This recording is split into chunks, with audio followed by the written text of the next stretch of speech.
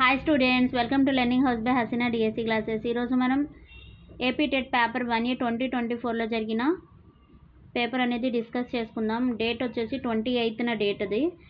First bit వచ్చేసి గణితానికి ఇతర పాఠ్య విషయాలైన భాష, విజ్ఞాన శాస్త్రం, సాంఘిక శాస్త్రం మొదలగు వాటితో గల సహసంబంధాన్ని ఏమంటారంటే బాహ్య సహసంబంధం అంటారు.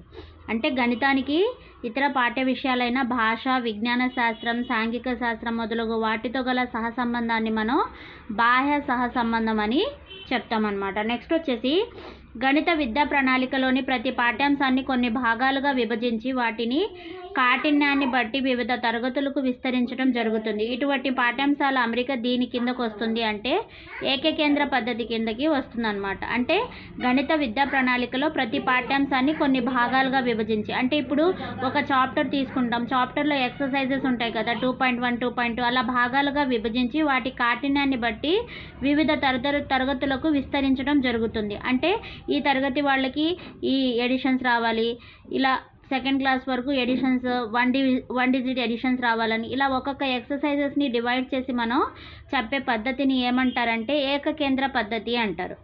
అన్వేషణ పద్ధతిని కనుగొన్నవారు ఎవరు అంటే ప్రొఫెసర్ ఆర్మ్స్ట్రాంగ్.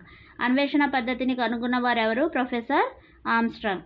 గణితం అంటే ఇష్టం, ఆసక్తి ఉన్న కొందరు కలిసి చర్చ జరిపే చోటు ఏది అంటే గణిత క్లబ్ అన్నమాట. గణితం అంటే ఇష్టం ఉండి ఆసక్తి ఉన్న కొందరు కలిసి చర్చలు జరిపే చోటని ఏమంటారంటే గణిత క్లబ్ అంటారు.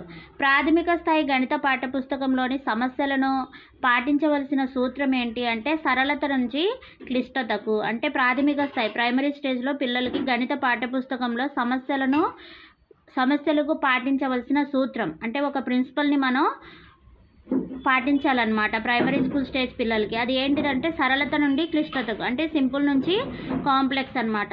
సరళత నుండి క్లిష్టతకు మనం అలా వాళ్ళకి ఎక్స్ప్లెనేషన్ అనేది చేస్తూ ఉండాలి.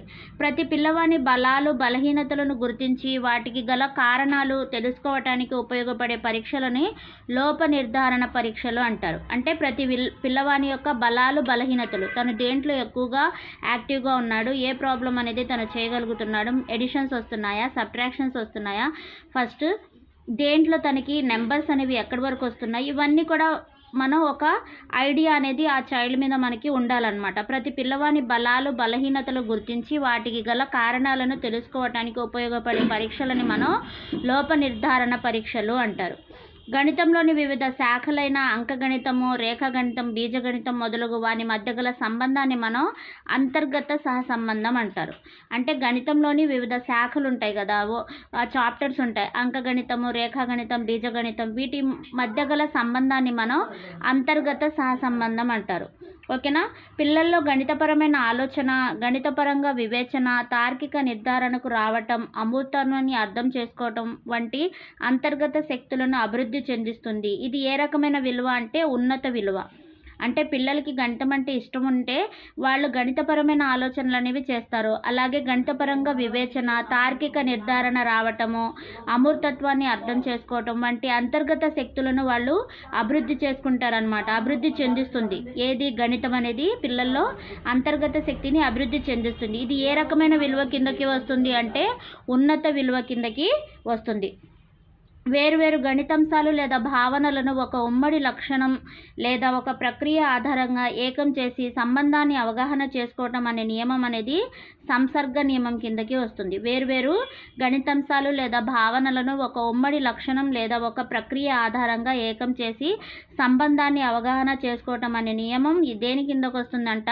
సంసర్గ నియమం కిందకి వస్తుంది. ప్రతి ఉపాధ్యాయుడు తన తరగతి గదిలో విషయాన్ని బోధించడం ద్వారా సాధించాల్సినవి ఏంటి అంటే బోధన లక్ష్యాలు. ప్రతి ఉపాధ్యాయుడు కూడా తన తరగతి గదిలో ఒక విషయాన్ని బోధించడం ద్వారా సాధించవలసిన విషయాలు ఏంటి అంటే బోధన లక్ష్యాలు. ప్రతి విద్యార్థి ఒక తరగతి లేదా ఒక విద్యా స్థాయికి సంపూర్ణంగా సాధించాల్సినవి ఏంటి? కనీస అభ్యసన స్థాయిలు అనేవి తనకి తెలిసి ఉండాలి. ప్రతి విద్యార్థి ఒక తరగతి లేదా ఒక విద్యా స్థాయికి సంపూర్ణంగా సాధించాల్సినవి ఏంటి అంటే కనీస అభ్యసన స్థాయిలైనా తనకి తెలిసి ఉండాలన్నమాట. బేసిక్స్ ఇవన్నీ కూడా తనకి తెలిసి ఉండాలి. నెక్స్ట్ వచ్చేసి బోధన ప్రక్రియ జరుగుతున్న సందర్భంలో బోధకునికి బోధన సామర్థ్యాన్ని పెంపొందించుకోవడానికి, పిల్లల భావన, అవగాహనను, సాధనను నిరంతరంగా మదింపు చేయడానికి తోడ్పడేది ఏది అంటే నిర్మాణాత్మక మదింపు. అంటే ఫార్మేటివ్ అసెస్మెంట్. అంటే ఎఫ్ఏ ఎగ్జామ్స్ మనం కండక్ట్ చేస్తాం కదా, ఈ FA1 FA2 ఎగ్జామ్స్ అనేవి కండక్ట్ చేసినప్పుడు తనకి ఎంతవరకు అర్థమైంది, తను ఎంతవరకు క్యాపబుల్ ఆ చైల్డ్, మనం చెప్పింది తనకి ఎక్కడి వరకు అర్థమైంది అనేది మనం ఎస్టిమేట్ చేయొచ్చు అనమాట. తను నిరంతరం మదింపు చేయడానికి తోడ్పడేది ఏది అంటే నిర్మాణాత్మక మదింపు. అంటే